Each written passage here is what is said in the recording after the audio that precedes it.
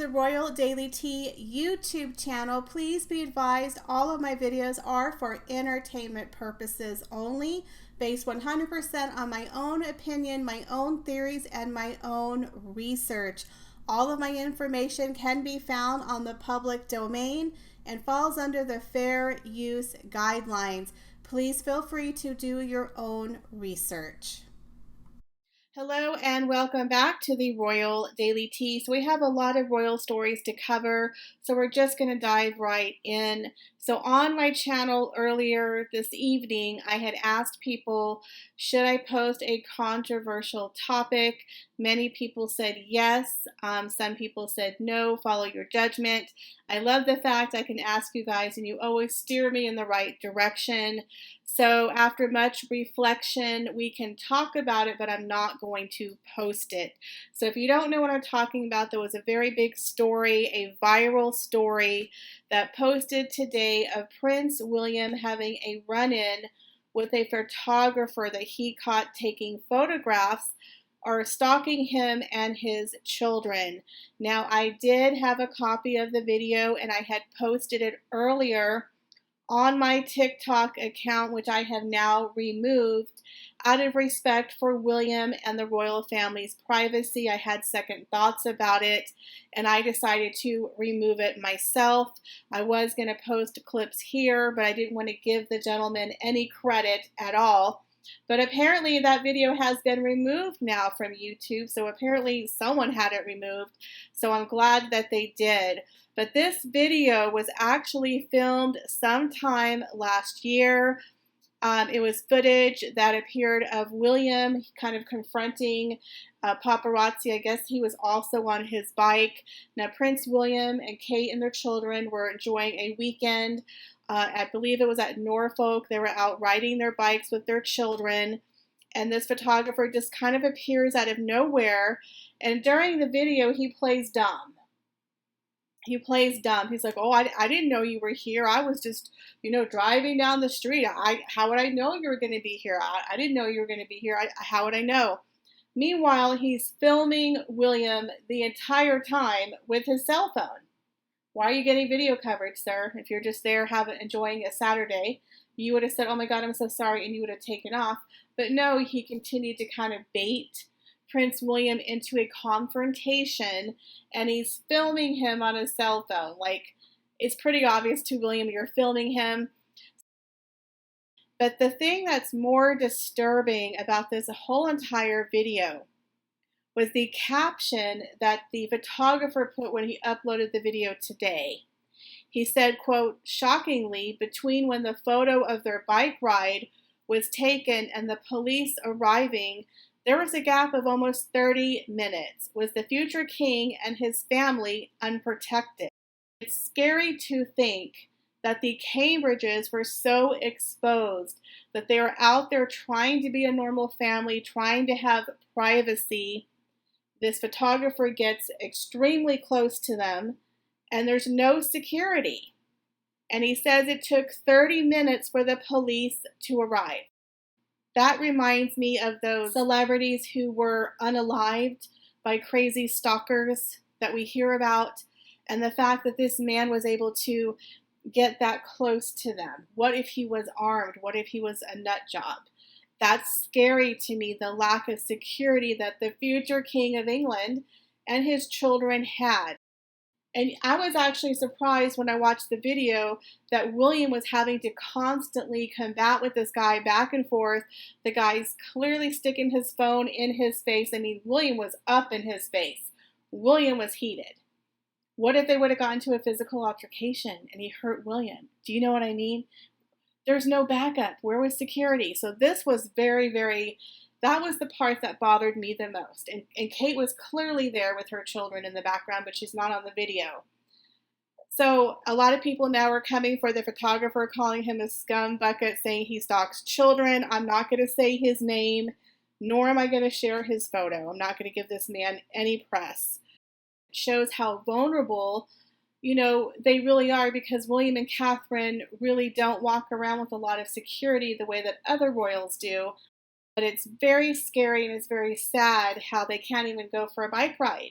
with their children on private property, supposedly, without these, people infringing upon their security. So that makes me very, very nervous as to why was William, left without security with his family. So the other big story is that the Markles arrived at Oprah Winfrey's $100 million Monteshitshow mansion this weekend. Apparently, they only live about 5 minutes away from the TV mogul. They were seen arriving in a black SUV. They were accompanied by one of their friends. Her name is Janina Gavankar, I believe is how you say her name. I'm not sure. She works with Archwell Foundation. But it looked like they were having a pretty intense conversation. The woman was gesturing. It almost looked like she was given a lecture. And Meghan, in my opinion, looked like a deer in headlights. She had a really weird look on her face. They looked a little tense. You're going to a friend's house for a meeting, but they looked a little tense. The car ride looked like the hands were waving and gesturing like she was lecturing or making a point. So supposedly they were there for about an hour. So there could be another interview coming up, guys. We could be wrong. Now, an interesting note is that after Harry and Meghan returned home from the Platinum Jubilee, there have been many, many news outlets who have offered to pay them big money to hear the behind the scenes of what happened at the Platinum Jubilee. Because everyone knows they didn't get a warm welcome from the royal family. Everyone heard the boos. So, of course, people like Hoda and all the news networks are like, hey, come on our show and tell us about your experience. Let's hear that reception you received. Here's 6 figures. You can just, tuck this away under your mattress. Nobody has to know. Just take this 100K. Just put in your mattress and come sit down and tell us about the frosty reception you received, right? Because everybody wants the dirt. So rumors are that people had offered them money, but they haven't taken any of the deals. Now, it's been about 3 weeks since they've come home from the Jubilee, and now we have them spotted at Oprah's house. I mean, for an hour, it couldn't have been lunch. That's a very brief lunch, an hour. So to me, it seems like maybe they're preparing for a possible Oprah Winfrey interview 2.0. Now, I did a video previously on my channel talking about will they sit down for an Oprah Winfrey interview 2.0? I personally didn't think so because, in my opinion, they made Oprah look extremely bad during that interview. Many people believe that Oprah knew exactly what they were going to say. I don't believe she did. I believe she knew to a certain extent, but I believe it really was kind of a last-minute thought. Because you can tell by Harry's expression, he looked a little shocked, in my opinion, during the interview, like, oh, okay, we're going there. But again, they could be doing another interview because, one, good news or bad news sells, but bad news always outsells the good news. Everybody wants the dirt. And now that they had the Jubilee, they have stuff to say. They can talk about being dissed, more racism, the boos, how the family mistreated Lilibet, how they tried so hard to make amends and they were shunned. Who knows? So this definitely could be enough juice for another tell-all interview. So this definitely could be wetting the whistle of Miss Oprah Winfrey trying to get her hands on another juicy interview because let's be honest here, it's all about ratings. So I personally was thinking that Oprah, if she sat down with them, she would rip them a new one and kind of make them clear up all the lies and misconceptions. And they might do that and then add in the Jubilee stuff. So who knows, guys? We'll have to keep you posted. But very interesting. I don't think it was a lunch. I think this was a business meeting. And Meghan looked like a deer in headlights. She looked like a lamb to the slaughter. Maybe Oprah was going to rip her a new one and tell her, listen here, honey. We ain't sitting down until we clear this crap up. This is Oprah's show, not the Meghan show. Because she looked a little nervous in that car, and that woman was winging her finger like crazy. So to me, it looked like maybe they're groveling to Oprah because they probably owe her some answers. A lot of people want to hear the inside dirt of what happened, when Meghan Markle was playing peekaboo in the window, because we know there's a lot of behind the scenes stuff that happened. So it will be very interesting to see if they sell it to Oprah. So the last story of the day is the Cambridges both turned 40. Catherine turned 40 in January. William just turned 40 on the 21st of June. And it is said because of the worldwide pandemic, Catherine was not able to have a party, but her and William are planning to have a big joint celebration. They have not released the date. So the big question is, will Harry and Meghan be invited to William and Catherine's joint 40th birthday? There's several stories reporting that Catherine called Harry and said, please extend the olive branch and wish your brother a very happy 40th birthday, and we want you to come to the party. Well, his 40th birthday came and went, and the Sussexes were radio silent on social media. They did not wish his brother a happy 40th at all. So to me, that speaks volumes.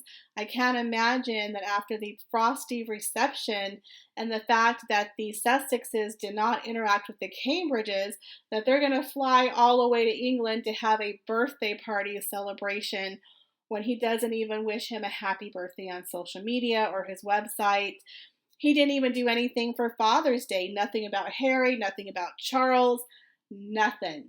So it's really weird over there in the Sussexville how they don't do anything with their social media. They don't celebrate Father's Day, birthdays. It's just really strange.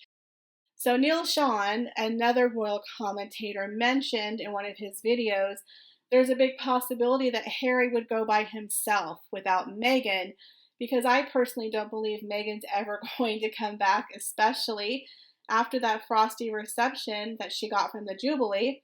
Now, he thinks that Harry, is definitely having a little bit of FOMO. He's missing out on his old life, and I think it's very, very evident that he definitely realizes he's no longer tier 1, he's tier 2, he's been iced out from the royal family, put as the royal bench warmer, completely cut out of his family's life. I mean, he had to have realized that when he sat there in the cathedral. It was kind of like, oh, this is my new reality. So Neil Sean is under the assumption that from a rumor that Harry definitely wants to come back and make amends with his brother and attend his 40th birthday party, which of course would be lovely. However, I don't think any of that's true. I do not believe that the Cambridges extended the olive branch, and I do not believe they're inviting them to the 40th birthday. In my personal opinion, William is done. Once you've crossed that bridge, he's done. You have to remember, for the past 2 years, maybe even longer, Harry and Meghan have been crapping on the royal family. They have hurt the royal family. They have caused major damage with racism, allegations, and they said some pretty nasty and untrue things about Kate. And I believe, in my opinion, that once they came for Kate and they did the racism allegations, William cut them off. Because for 2 years, William and Catherine and the rest of the royal family have received so much negativity and hate based off of those allegations that the Sussexes made on Oprah Winfrey's show. They've never once come to defend his family. When William was accused of being a racist, when he made those comments about Ukraine, even when they came back and said those words weren't true, he never said it. They never came out and said, hey, my brother's not a racist, he didn't say those things. Never defended his family. So why do people think that it's always going to be Kate and William who have to extend the olive branch? They're not the ones who left. They're not the ones who damaged the family. They're not the ones who need to apologize. The Sussexes are the ones who need to apologize and make things correct. But they're never going to do it. They're never going to admit what they did was wrong. So in my opinion, William and Catherine are looking forward. They're not looking behind them. I don't see them really going out of their way for them because William has such a tough road ahead of him. He's got 3 kids. He's moving house. He's moving up in the royal world. He doesn't have time to worry about his rogue number 6 brother who's over here pouting because he fell off a polo horse, or his wife sitting around in her flamingo legs. He doesn't have time to worry about these two people. Is he going to write about me in the book? Is he not going to write about me in the book? Is he going to get a Netflix deal? I mean, at this point, they're kind of a royal joke. William and Catherine are the real royals. They don't have time for the rogue royals. So this whole story about, oh, Catherine called Harry and said, please reach out to your brother. Nah, that didn't happen. It didn't happen. I think they have moved on. Because in my opinion, once you hurt someone to a certain point, you kind of get to a point where you're like, you know what, I'm done. I had a friend of 8 years, my best friend, a long time ago, just stopped talking to me for no reason. No reason. No fight. Just never talked to me again. And I didn't know what happened. And for 2 years, I chased after her, called her, emailed her, texted her, called her work. I apologized for things I didn't even do. Not a response. 5 years later, she just randomly sends me a Facebook request. Like, we're just, haven't talked for 7 years or whatever. And I'm like, okay, we become friends. We don't talk. 5 years go by. She then messages me on Facebook Messenger and just talks. Like nothing happened. And when I asked her, oh, I was depressed. You were depressed. Meanwhile, all of our other friends you would have parties with and holidays with, and you got married and had 2 other kids, and I saw everything on Facebook. You didn't look depressed to me. You still had all those other friends, but I was the only one you cut out because you were depressed. So, and to this day, we're still on each other's Facebook, but we don't talk. And honestly, when I moved into my new apartment, I took every single photograph I ever had of her and I just threw them all away. I didn't care about these trips. I just threw it all away because I didn't need it in my life. She's gone. It's done. And I tried so hard for 2 years chasing after someone who clearly was fine just dumping me for no reason. Like, if I would have done something, I could understand, but for no reason, they just cut you out of their life, and then they walk back like, oh, I was depressed. What? So I can understand William, that he loves his brother, he was there for his brother, but his brother has hurt him to the point of no return, especially if he's still married to Meghan. I think if they were to divorce and he was to completely cut himself off and move back to England and say, okay, I'm really sorry, I don't want to be a Hollywood prince anymore. I want to have a life of service. I want to be back in the royals. I want to go back to the old Harry. Maybe, but there's been so much water under the bridge and so much time that after a while you just kind of get numb. Like, to me, with my ex-friend, I wish her well. I don't have any negative feelings. I don't hate her, but I have no feelings. And I know that's terrible, but it's like it's just gone. It's nothing. For 2 years, I cried over that friendship. 2 years. And now she can come back and say, hey, I want to be best friends. I'll be like, no thanks. I'm good. Because anyone who could walk in and out of my life and hurt me like that for no reason, I don't want that in my life. I don't need friends like that. So can you imagine, even if it's your family member, if someone hurts you and they continue to hurt you publicly, then they pretend like, oh, I'm here, come sit at our feet, come look at our children, but they haven't been there for you for the past 2 or 3 years. It's like, no, it's a reciprocal street. You can't just be one-sided. And Harry and Meghan are very one-sided, in my opinion. So I think William and Catherine are done. For their own sanity and for their own resilience, they kind of have to cut it off. If you got a dead arm, a dead weight, you're not going to walk around dragging this dead arm because it's part of you. You're going to cut it off and keep it moving. So, in my opinion, they're cutting them off and they're keeping them moving. If there's going to be any olive branch, it's certainly not going to be from them to Harry and Meghan. I think they're done, and I think Harry got the message when he went to the Platinum Jubilee how done the royal family is with them. I think they were surprised how done they were. So tell me, guys, what you think. What do you think about the photographer who breached protocol and privacy for the Cambridges, and also the huge security gap that's around the Cambridges? What do you think about Harry and Meghan spending an hour with Oprah Winfrey this weekend? Do you think they are plotting and planning an Oprah interview 2.0? And do you think the rift between Harry and William will ever be healed? Leave me your comments, guys, down below. As always, I appreciate each and every one of you. Please be sure to check me out on all of my other social media accounts. As always, thank you for stopping by the channel, and have an awesome and amazing day. Bye, guys.